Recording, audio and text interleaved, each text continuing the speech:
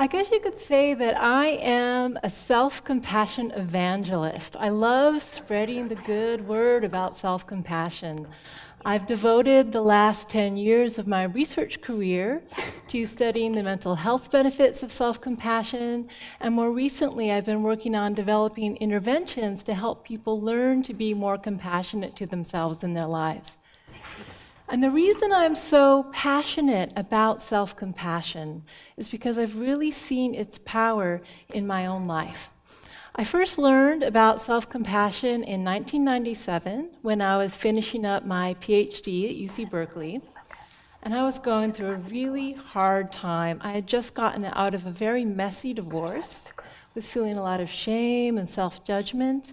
I was feeling a lot of stress. Would I finish my PhD? And then if I did, would I get a job? So I thought it would be a good time to learn how to practice meditation. So I signed up with the local Buddhist meditation group. And the very first evening, the very first course, the woman leading the group talked about the importance of compassion, not only for others, but also for ourselves. The importance of including ourselves in the circle of compassion, of treating ourselves with the same kindness, care, and concern that we treat a good friend. And it was like a light bulb went off over my head at that moment. I realized, well, first I thought, what? You know, you're allowed to be nice to yourself, and this is being encouraged. But I realized it was exactly what I needed in that difficult moment in my life. So really from that day forward, I can say I intentionally tried to be more compassionate to myself, and it made a huge difference almost immediately. And then, luckily, I did get a job. I did 2 years of postdoctoral study with one of the country's leading self-esteem researchers. And while working with her, I started to realize that self-compassion offered a lot of benefits that self-esteem didn't. All right, so let me start by defining what I mean by self-esteem. Self-esteem is a global evaluation of self-worth, a judgment, am I a good person or am I a bad person? And for many years, psychologists really saw self-esteem as the ultimate marker of psychological health. And there's a reason for that. There's lots of research that shows if you have low self-esteem, if you hate yourself, you're going to be depressed, you're going to be anxious, you're going to have all sorts of psychological problems. If it gets really bad, you might even consider suicide. However, high self-esteem also can be problematic. The problem is not if you have it, it's how you get it. All right? So in American culture, to have high self-esteem, we have to feel special and above average. Okay? If I told any one of you your work performance, oh, it's average, or you're an average mother, or if you told me afterwards that this talk was average, I'd be crushed, right? It's not okay to be average. It's considered an insult to be average. So what's the problem with that if all of us have to be above average at the same time, right? Are the words logical impossibility springing to mind here, right? Okay, so what happens if we all have to feel above average is we start playing these little games. We start subtly finding ways to puff ourselves up and to put others down so we can feel better about ourselves in comparison. And some people actually take this to an extreme. You may or may not know, but there is an epidemic of narcissism in this culture. They've been tracking the narcissism levels of college undergraduates for the past 25 years, and they are at the highest levels ever recorded. And actually, a lot of psychologists believe this is because of the self-esteem movement in the schools. Okay? And there are a lot of nasty social dynamics that can stem from needing to feel better than others to feel good about ourselves. We also have an epidemic of bullying in our culture, in our schools. Well, why do kids bully? Why do kids who are forming their sense of self feel they've got to bully others? It's partly to build their own sense of self-esteem, to feel that they are stronger, more powerful than these other kids that they're picking on. Or why are people prejudiced? Why do we feel that our religious group or our ethnic group or our political party is better than the other group? Partly in order to enhance our own self-esteem. Right? Another problem with self-esteem is that it's contingent. It's contingent on success. We only feel good about ourselves when we succeed in those domains of life that are important to us, but what happens when we fail? What happens when we don't meet our ideal standards? We feel lousy, we feel terrible about ourselves. And for women, this is especially hard because what do you think research shows around the world, the #1 domain in which women invest their self-esteem? Right? Our perception of how attractive we are. And the standards for women are so high.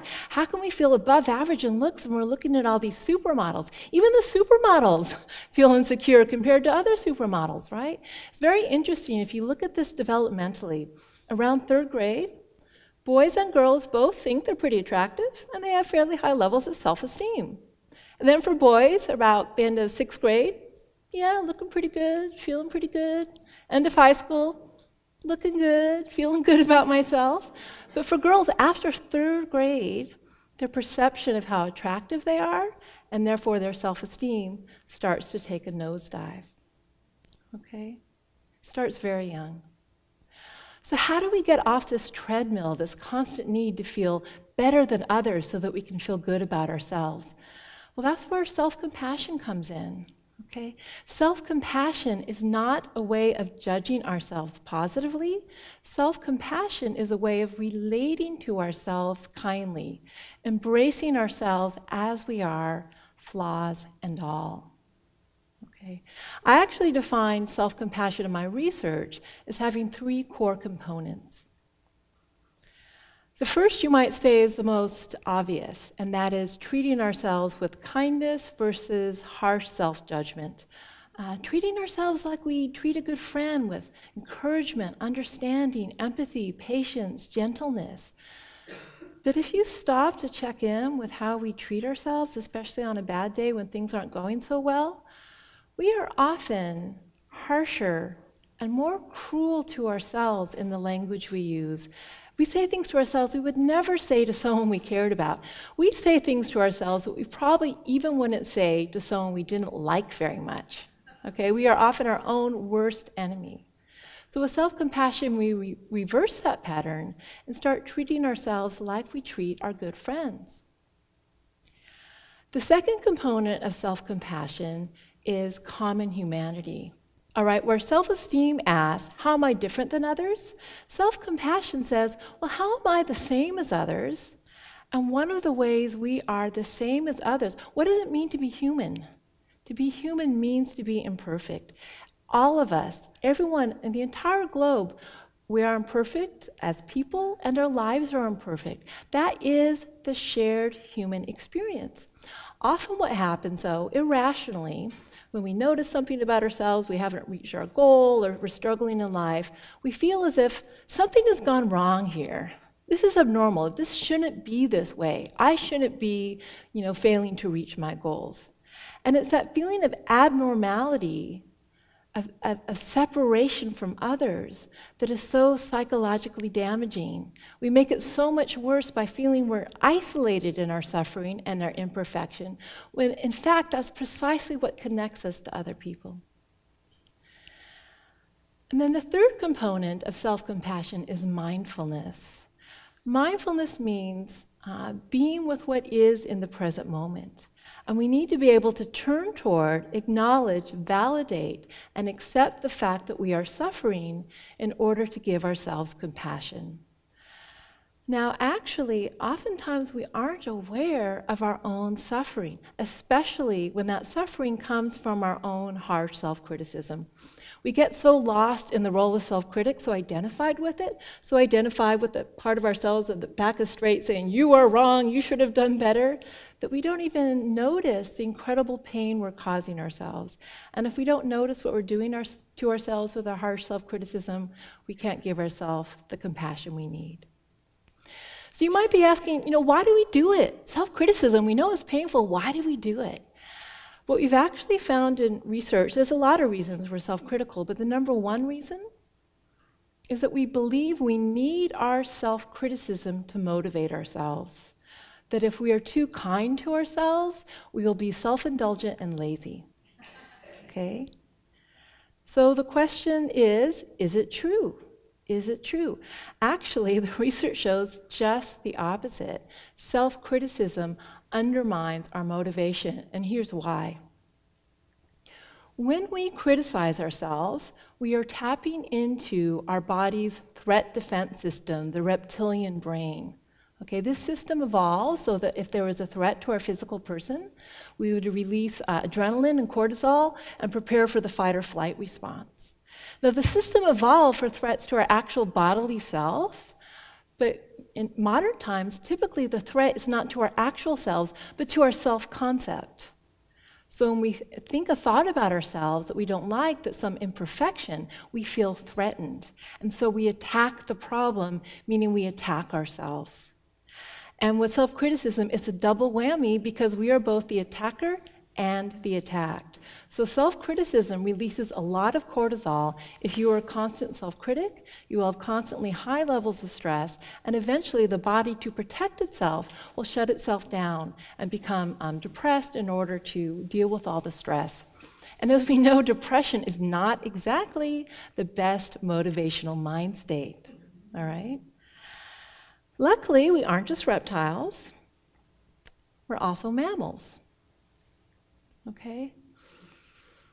There's another way we can feel safe, and that is by tapping into the mammalian caregiving system. What's unique about mammals is they are born very immature, which means a system had to be evolved in which the infant would want to stay close next to the mother and stay safe, which means our bodies are programmed to respond to warmth, gentle touch, and soft vocalizations. So when we give ourselves compassion, the research shows we actually reduce our cortisol levels and release oxytocin and opiates, which are the feel-good hormones. And when we feel safe and comforted, we are in the optimal mind state to do our best. And it's actually very easy to see when we think about how to best motivate our children. So let's say there is a father whose son comes home from high school with a failing math grade. The father has two different ways to try to motivate his child. The first is with harsh criticism. The son comes in, shows the father the math grade, and the father says, "I'm ashamed of you. What a loser. You'll never amount to anything." Doesn't that make you cringe? And yet, isn't that often precisely the type of language we use with ourselves? And what's going to happen to that son? Will he try harder? Well, yes, he will for the short term, but eventually he's going to lose faith in himself. He's going to become depressed, and he will become afraid of failure and probably give up math because the consequences of failing again are just too dire. But what if the father takes a compassionate approach? The son shows him the failing math grade, and the father says, "Ooh, ouch. Wow, you must be hurting. I'm sorry. Hey, give me a hug. I still love you. It happens to everyone. But I know you want to get your math grades up because you want to go to college." Here's what compassion says. What can I do to help? How can I support you? And the more encouraging, loving, compassionate the father is, the better place emotionally the son will be in to do his best. And luckily, research strongly supports everything I've been saying. The last few years especially have seen a sharp uptick in the number of research studies conducted on self-compassion. And the bottom line is unequivocally, self-compassion is very strongly related to mental well-being. It's strongly related to less depression, less anxiety, less stress, less perfectionism. It's equally strongly related to positive states like happiness, like life satisfaction. It's linked to greater motivation, taking greater self-responsibility, making healthier lifestyle choices. It's also linked to having more sense of connectedness with others, better interpersonal relationships. We've also done some research comparing directly self-esteem and self-compassion. And what we find, what you can say, is that self-compassion offers the benefits of self-esteem without the pitfalls. So it's associated with strong mental health, but it's not associated with narcissism or constant social comparison or ego-defensive aggression. It also provides a much more stable sense of self-worth than self-esteem does, because it's there for you precisely when you fail. Just when self-esteem deserts you, self-compassion steps in and gives you a sense of being valuable, not because you've reached some standard or you've judged yourself positively, but because you are a human being worthy of love in that moment. And again, this is something I really know from my personal life. All right. The greatest challenge I have faced in my life so far was when my son Rowan was diagnosed with autism. And luckily, when he was diagnosed, I had a long practice of self-compassion under my belt. So when I first got the diagnosis, I felt incredible grief. I even felt some shame. And it was very hard to feel that, to admit that to myself, because how could I feel grief about the child who I love more than anyone else in the world? But the thing is, I was feeling that, and I knew that what I needed at that moment was to embrace how difficult it was. And the more I could embrace my own grief, the more quickly I moved through it, and then the more able I was to turn toward him and accept and love him for who he was. It also helped me over and over again in the heat of the moment. So as you may know, one issue with autistic children, especially when they're young, is they can throw very terrible tantrums. So imagine being on a plane to England. This is a true story. Rowan was 4 years old.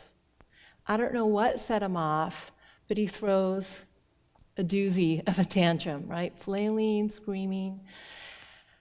Everyone on that plane looking at us like they wish we were dead. You know, he's 4 years old, he looks normal. People are thinking, what's wrong with this kid? Why is he acting this way? And what's wrong with this mother? Why can't she control her child? Okay, lots of fear. What do I do? What do I do? Jumping out the window sadly wasn't an option. So, okay, I know, I'll take him to the bathroom. I can try to comfort him there. Maybe it'll muffle the screams. So I'm kind of taking this 4-year-old flailing child to the bathroom, which was, of course, occupied, right? So imagine being in that little space outside the bathroom door with this, tantruming child, and I knew in that moment the only refuge I had was self-compassion. So I put my hands over my heart, and I tried to comfort him, but I was mainly focusing on myself. This is so hard right now, darling. I'm so sorry you're going through this, but I'm here for you. And you know what? It got me through. And by allowing myself to be open-hearted toward myself, I could remain open-hearted to Rowan. People sometimes think self-compassion is self-indulgent or selfish. It's not, because the more we are able to keep our hearts open to ourselves, the more we have available to give to others. So I would like to invite you to try to be more compassionate to yourself, especially as women. You know how to do it. You know how to be a good friend. You know what to say to comfort someone when they're in need. You just have to remember to be a good friend to yourself. It's easier than you think, and it really could change your life. And that's why I think self-compassion is an idea worth spreading.